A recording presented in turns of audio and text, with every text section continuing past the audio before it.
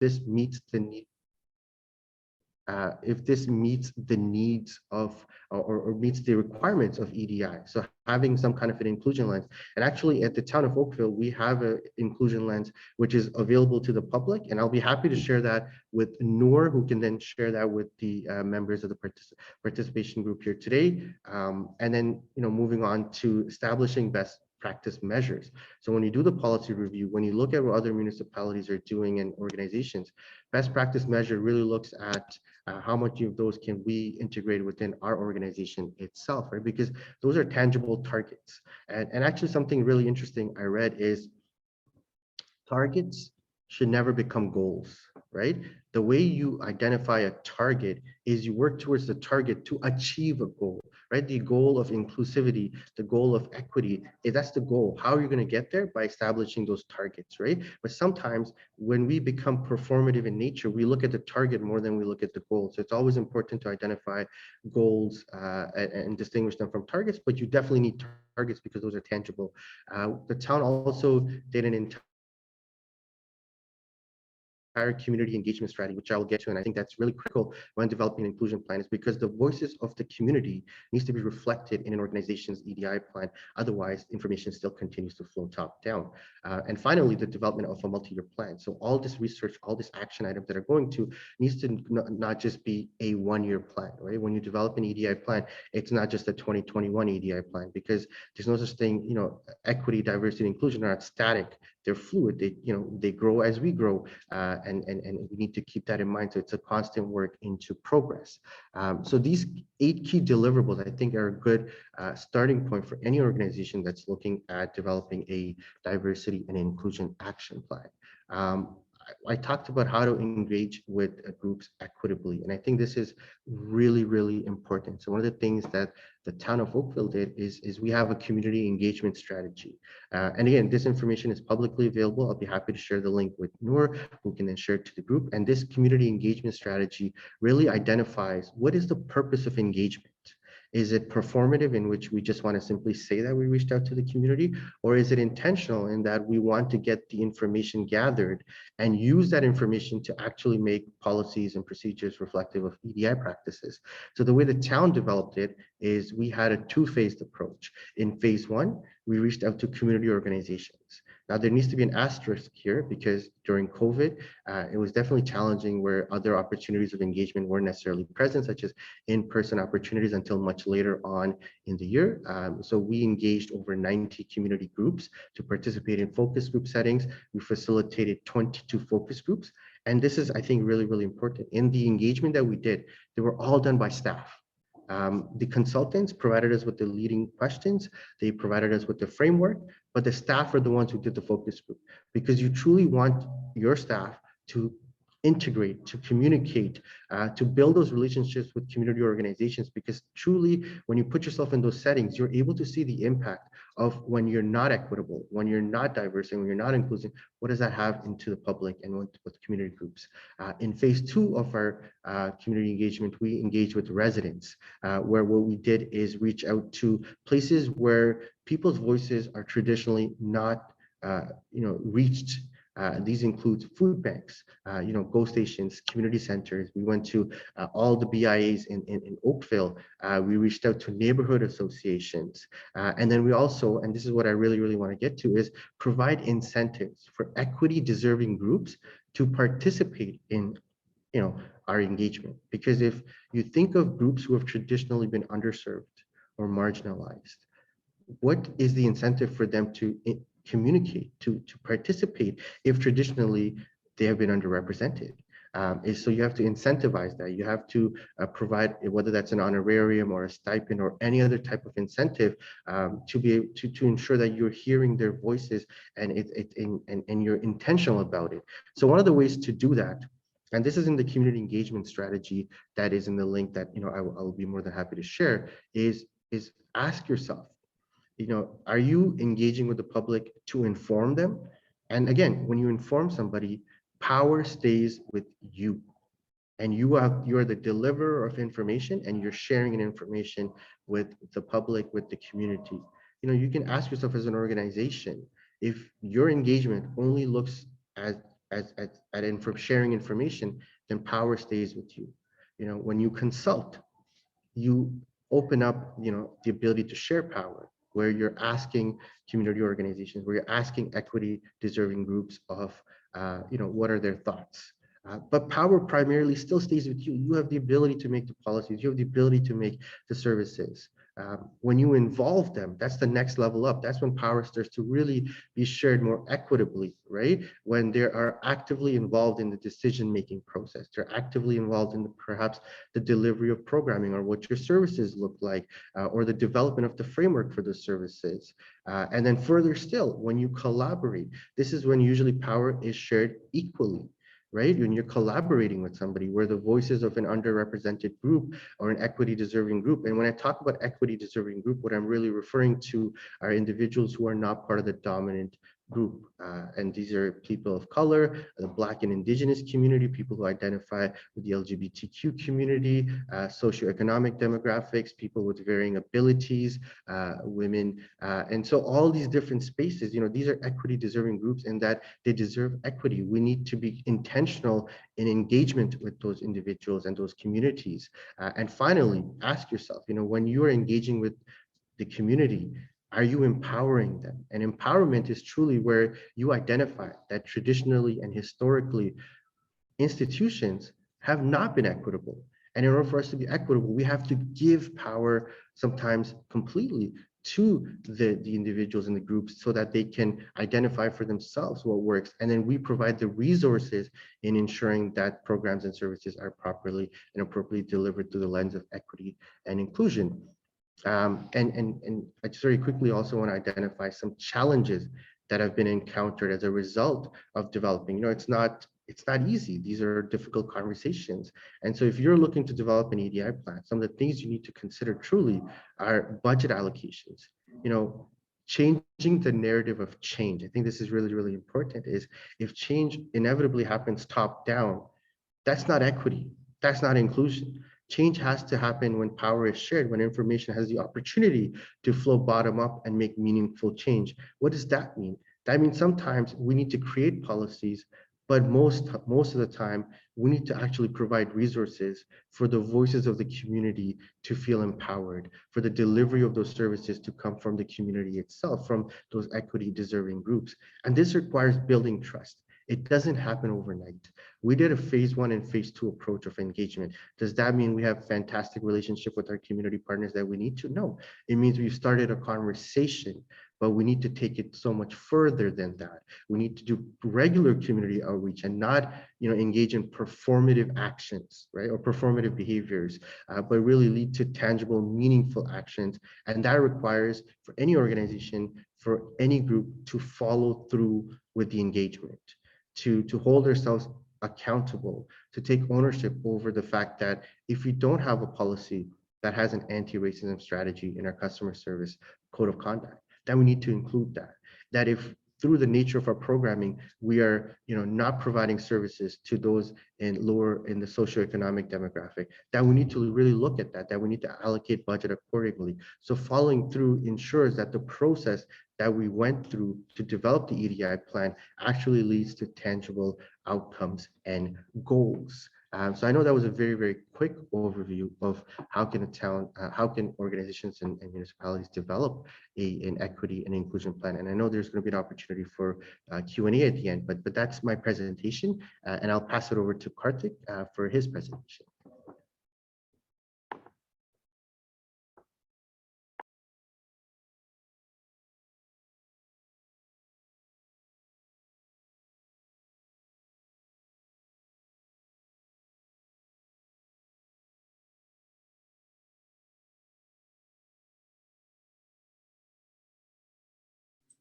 Kartik, you're on mute.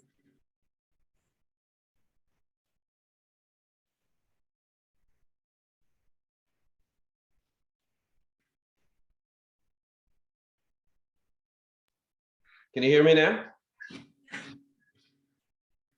Okay, excellent. So thank you, Nabeel, for that presentation and information. So I'm just gonna, start off just quick overview. So my name is Kartik Kumar, and I'm a partner with Legacy Executive Search Partners. So I have about 15 years experience in the area of executive search, primarily in municipal government, broader public sectors, and private sectors. So I'm here to really talk about education versus action in terms of diversity, equity, and inclusion, which is also called DEI. Okay. So the first step really would be to create awareness for yourself by either getting a certification in the area of diversity, equity, and inclusion, or attending online courses or webinars that are available for free. So the certification itself is a virtual online 2-month program that covers 4 modules, which is fostering an inclusive climate, unconscious bias, improving engagement, and diversity and inclusion at work. So some of the places where it's offered is Ryerson University, Queen's University, George Brown College, or Cornell University, where I took mine. There is also several online courses and webinars available on LinkedIn and other social media platforms. The key takeaway from the certification would be to gain an understanding of the traditional model and what the society traditionally perceives as a high value individual versus equity seeking groups. And the second part is obviously you also learn about the importance of hiring a diversity candidate while simultaneously building an inclusive culture, which will allow that candidate to thrive. So from an example standpoint, we just completed a search for a director of people and equity for Dufferin County, where we interviewed several candidates whose focus has been on building DEI programs within some very challenging environments. It's a very hard to find skill set, as it takes years of training and practical experience to develop the awareness and the skills to build a truly diverse and inclusive culture.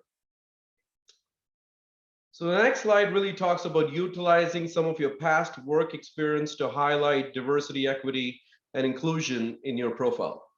So the first step is understanding that the DEI is a very polarizing topic across various generations, departments, and communities. So any kind of mitigation or conflict resolution or community consensus building efforts needs to be highlighted to elevate DEI efforts and raise awareness. So any social efforts that involve empathy, compassion, and integrity should be exhibited as well. Now, in terms of managing up and down, employees across the organization, including senior executives, may feel completely disconnected from DEI, as they may not be from equity-seeking groups. So some may be cautious or fearful of saying, doing, or reacting to inappropriate things. The mid-management executives here play a key role in acting as a bridge in terms of educating all levels, including senior management, on appropriate levels or appropriate behavior or activity, as well as managing down to meet the entry-level workforce's expectations that highlights or that highly values DEI. In terms of communication, communicate the DEI value proposition to your internal team, as well as any instances of success in DEI. Elevate, acknowledge the success of team members in their DEI efforts to broader team members and organization. Use inclusive vocabulary in organization-wide communication or memos. Discuss and hold meetings to address social movements and issues with the wider team. So some examples here would be Black Lives Matter, systematic oppression, hate crimes, etc. This will allow for your existing team members to challenge their privilege, especially if your team is not diverse. Create affinity groups, so minority or equity seeking groups or team members can privately communicate to assure that they feel safe, included, and valued. So some examples here would be the City of Ottawa organizes diversity cafes, which provides opportunities for employees to talk about related experience and issues, everything from disability accommodations to mental health, as well as newcomers to the city of Ottawa. City of Vancouver has an annual mentorship program for new Canadians, and City of Toronto has a regional champion campaign protege program. And the objective here is to encourage female participation in local government through mentorship between female city councillors and young women. And finally, the regional municipality of York was recognized for its newcomer strategy, which focuses on both the economic and social integration of newcomers. Now, despite being cognizant and aware of DEI and these issues, at some point you will slip up and say the wrong thing to someone. So taking a moment to learn from that experience and leveraging emotional intelligence is key. Also, self-accountability of acknowledging your mistakes will instill trust and send a message to everyone that was present when the mistake was made. So in terms of presenting and marketing yourself for attracting diverse talent, in recruiting for job positions, use gender-neutral language like Textio and Gender Decoder are some tools to help. Check for pronouns in the job description. So use you or they instead of he or she when talking about the role. Use neutral descriptive titles relevant to the function instead of gender biased terms like rock star or hacker. Balance gender neutral terms, typically terms like collaborative and support vocabulary will attract more female candidates versus analyze or determine vocabulary will attract more male candidates. And be careful when listing college degrees so it doesn't give a wrong impression as certain degrees are pursued by different genders. So for instance, psychology, teaching languages, social sciences, etc., has a higher percentage of female students as compared to finance, global business, international business has a high percentage of male students, whereas government interdisciplinary studies are neutral majors. And finally, promote any DEI initiatives towards the end of the posting and highlight participation and the organization's values when it comes to DEI. Anonymize applications to assess all candidates equally and fairly and remove bias from your recruitment efforts.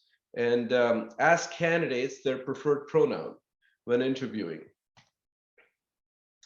In terms of career advancement, use LinkedIn profile to include your pronouns. So as I said earlier, so he, she, they. When speaking with the recruiter, use gender neutral pronouns like they or them instead of assuming gender as he or she. When interviewing, ask questions about the team composition in terms of DEI. For instance, ask the potential employer about the makeup in their organization or the team makeup in their organization. Ask questions about DEI initiatives, inclusion efforts, and commitments to DEI. Are there efforts to expand these programs or opportunities to become more involved? And finally, when it comes to employer branding of your organization, showcase volunteer efforts or programs you or the organization is involved with. Or you can volunteer by posting on web and social media. This shows that the organization values diversity, equity, and inclusion. Diversify imagery, language, content across websites and other digital media channels available to the organization. When working with the vendors, use gender neutral pronouns in discussion, like they or them, instead of assuming an individual's gender identity. So that concludes my presentation, and thank you again for the opportunity to present on this important subject. And I'm going to open it up to the panel to see if they had any questions. Thank you, Kartik. Thank you, Nabeel, for both of your very informative presentations. I'm opening it up for questions. You can either put your questions in the chat box or raise your hand and you can speak. You can just say your questions out loud. So we have a question in the chat. Can you speak to the effective ways of requesting or requiring municipal grant applicants to have their own EDI plans? Yeah, that's a really good question. And I think one of the things that we are in current discussion of is when we are asking, for example, a request for proposal or a grant from consultants or organizations that they provide, like we have a document that we provide them, and they can complete it and send it back to us as part of the application itself, right? And so one of the things is change sometimes it takes time. And it all depends on the municipality and the demographics that is being serviced through even the size and the resources available. But one of the first steps we're trying to do is like for even like event permits and things of that nature is exploring ways in which if we were to provide them like a checklist that has EDI lens, that they would submit that with their application so we could see that, hey, this might not be like AODA accessible for certain things. And so maybe if you're going to ask for this grant, you have to make those modifications to get that happen, with the ultimate goal that part of the entire process is an emphasis on EDI as part of the granting applications, right? But the very first step, I think, is what we're trying to develop is the checklist, where everybody who's applying or asking for a permit has to make sure that certain checkboxes are checked before they can get that permit.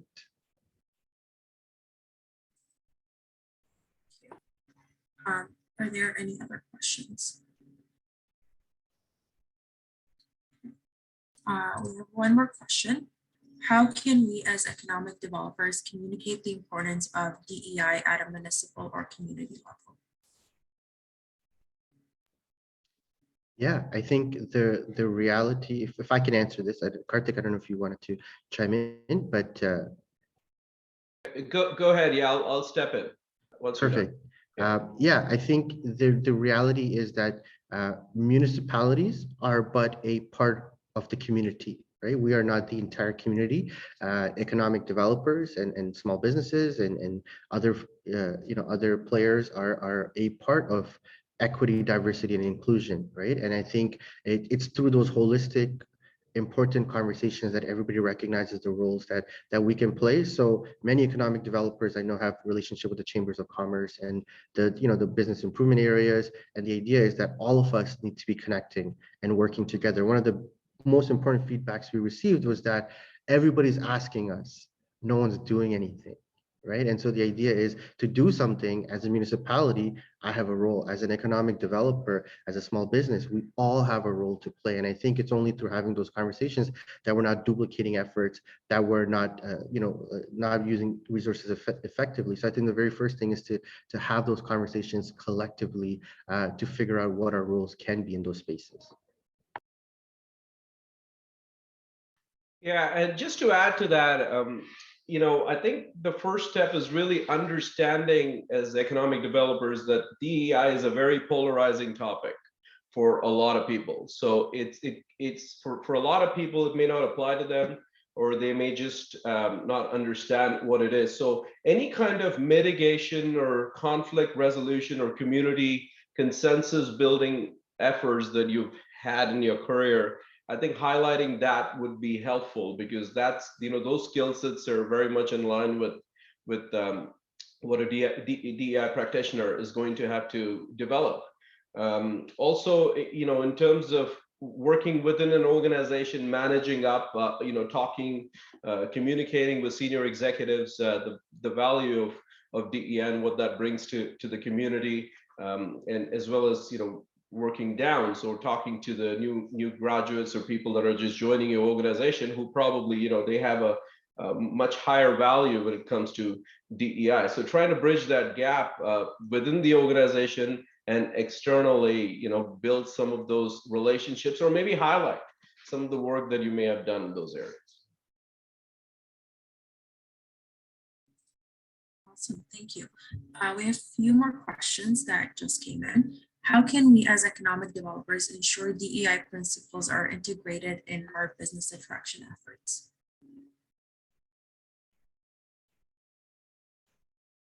I think one of the ways is truly evaluate like which DI efforts are performative versus which ones are tangible, right? So one of the one of the first steps is like marketing material, right? Are they reflective of the diversity of the community that we work from? And if they are, and then you go into the business itself and you see that while the marketing material is reflective, the reality of the experience is not when you actually are interacting with that business, then that behavior becomes very performing. People start to feel like I'm only reflected in a flyer, but not in my in-person experience. So I think the idea is if our marketing material is diverse, then let's make sure that our staffing complement reflects our own marketing material as well, right? And so it's the idea that performative behaviors or actions don't necessarily lead to tangible changes to the experiences of those who are underserved, and making sure that our staffing complement is reflective.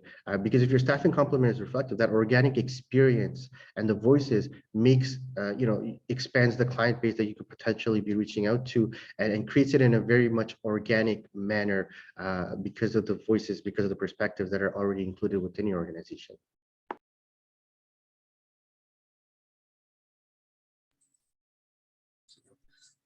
Our next question is, how can smaller communities, which aren't very diverse, do this important work in a meaningful way? I can maybe try to respond to that. So I deal with a lot of smaller communities, and it is becoming more and more important in today's day and age, especially especially during COVID, because a lot of people are moving from different parts, from the urban centers to some of these rural communities, and they're all expanding. So I think in terms of discussion, it's certainly a discussion item at the senior management table. It's got to be brought right from the council coming into the senior management team. It has to be, a priority, because when people come into the community, they need to feel like, they're part of the community. Their kids are going to go to schools there. So I think, bringing it from, getting the buy-in from senior management and raising awareness within the community. Smaller communities also have smaller teams, so you have easier access to the mayor and council members and all of that as economic developers. So using that opportunity to influence the need for diversity, equity, and inclusion is the way forward, because that at the end of the day, when people come in and they feel like they're part of the community, everybody wins. But if people feel like they're not part of the community and they're excluded, then they're probably going to leave and go elsewhere. Perfect, thank you. Our next question is, what are some examples of targets for organizations to set, and how can we measure the success?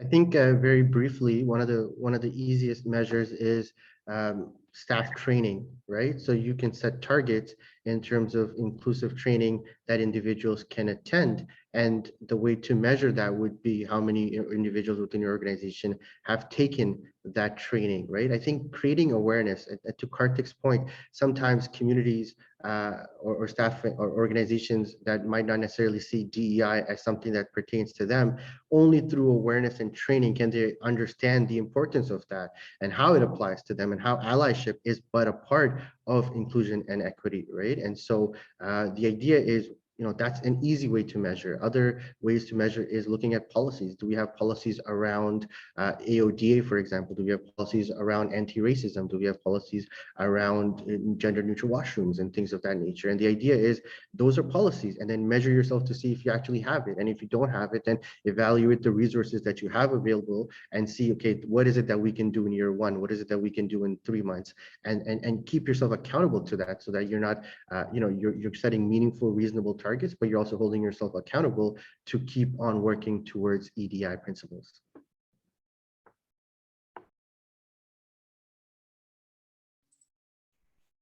That's amazing, thank you. Guess we'll take 2 more questions. What are some best practices to address unconscious bias and microaggressions in the workplace and the community?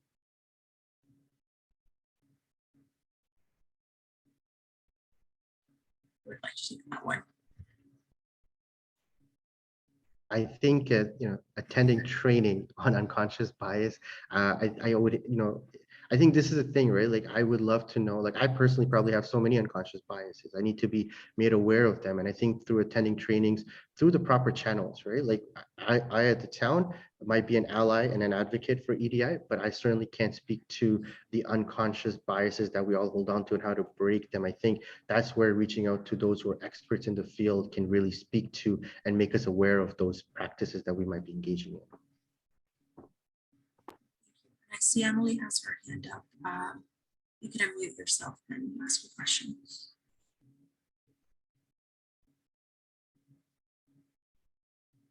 Sorry, we can't hear you. Sorry about that.